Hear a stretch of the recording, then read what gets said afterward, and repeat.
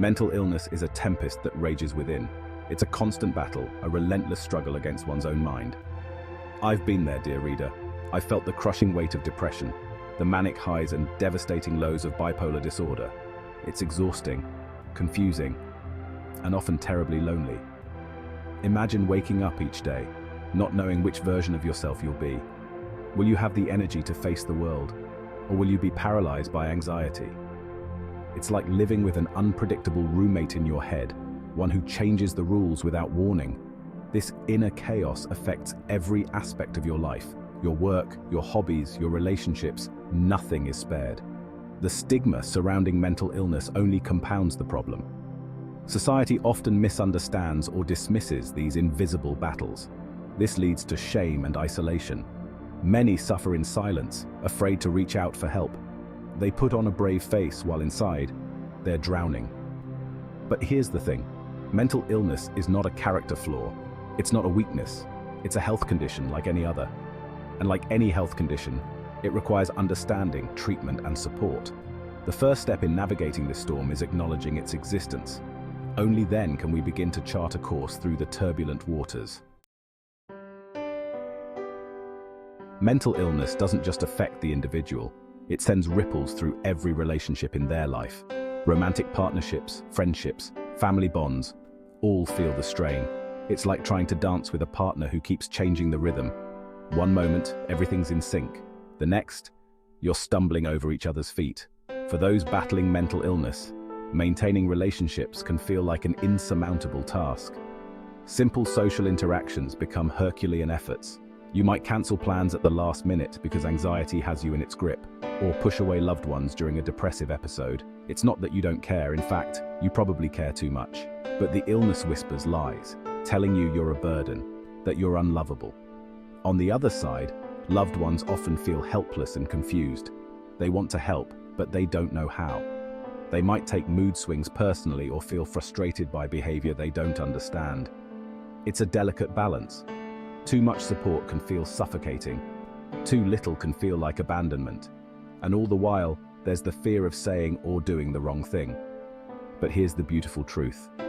Relationships can also be a lifeline. They can be a source of strength, comfort, and healing. Yes, mental illness puts strain on connections, but with patience, understanding, and effort from both sides, these bonds can become stronger than ever. It's not easy, but it's worth it. Because at the end of the day, we're all human. We all need love, support, and connection. Communication is the cornerstone of any healthy relationship. But when mental illness enters the picture, it becomes even more crucial. It's the bridge that spans the gap between the inner world of the person suffering and the outer world of their loved ones. Without it, misunderstandings flourish and distances grow. For those battling mental illness, opening up can be terrifying. There's the fear of judgment, of being a burden, of not being understood. But silence is a prison. It traps you with your demons, cutting you off from potential support. Start small. Find one person you trust. Tell them one thing about what you're experiencing. It doesn't have to be a grand confession. Just a small crack in the wall can let light in. To loved ones, I say this. Listen. Really listen. Not just with your ears, but with your heart. Don't try to fix everything. Sometimes, the most powerful thing you can do is simply be present. Validate their feelings. Let them know they're not alone. Ask questions, but respect boundaries. If they're not ready to talk, don't push. Just let them know you're there when they are ready. Honesty is crucial, but so is kindness to yourself and others. If you're struggling, it's okay to say I'm not okay today. If you're supporting someone, it's okay to admit when you're out of your depth. No one expects you to have all the answers. What matters is the effort to understand and connect. Remember, communication is not just about words. It's about gestures, actions, and simply being there. A hug, a shared silence, a cup of tea. These can speak volumes when words fail. Section 4. Supporting without sinking, a guide for loved ones.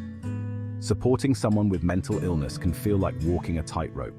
You want to help, but you don't want to enable. You want to be there, but you need to maintain your own well-being. It's a delicate balance, but it's possible. And it starts with understanding that you can't fix someone else's mental health. That's not your job. Your job is to support, to love, to be present. Educate yourself about your loved one's condition. Knowledge is power. It helps you understand their behavior and needs better. But remember, everyone's experience is unique. What works for one person might not work for another. Be patient. Recovery isn't linear. There will be good days and bad days.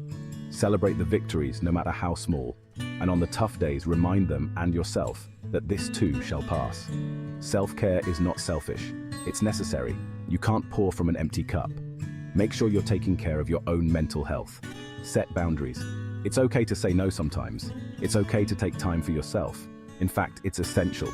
Join a support group for family members of people with mental illness. Share your experiences.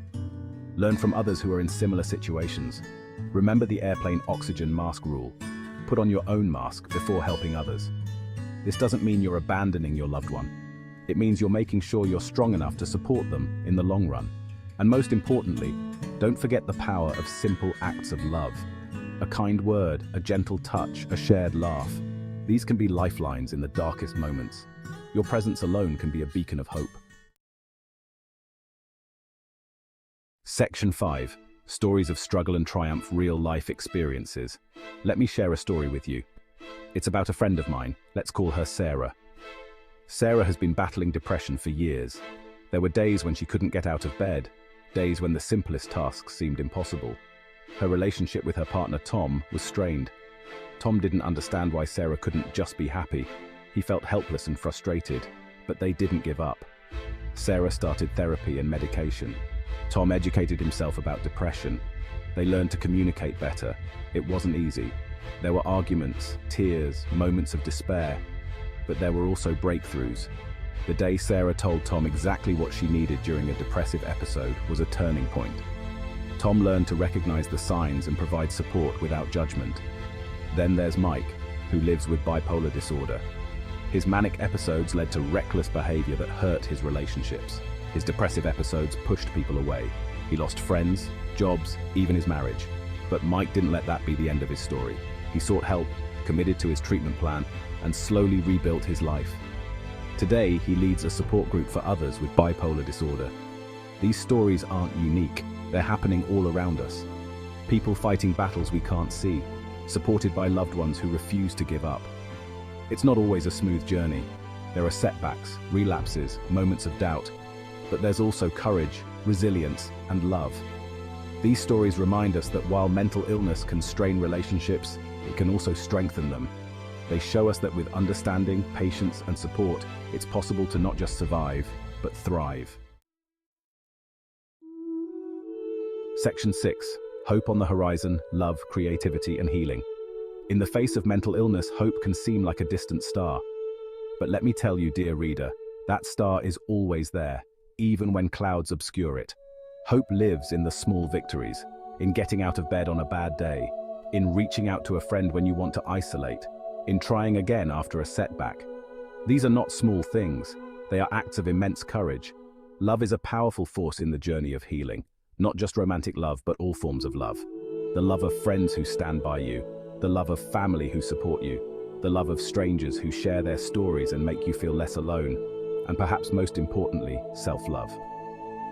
Learning to be kind to yourself, to forgive yourself, to believe in your own worth.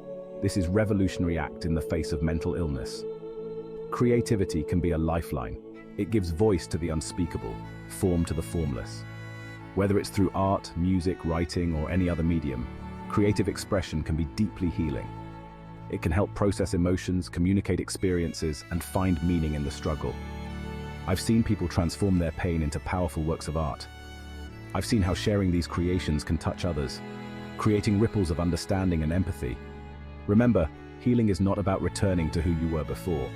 It's about growing into who you can be. Mental illness may be part of your story, but it doesn't define you. You're so much more than your struggles. You are worthy of love, of happiness, of fulfilling relationships. The road may be tough, but you're tougher, and you're not walking alone. There's a whole community of people who understand, who care, who are rooting for you. Hold on to hope. Embrace love. Let your creativity shine. The best chapters of your story are yet to be written.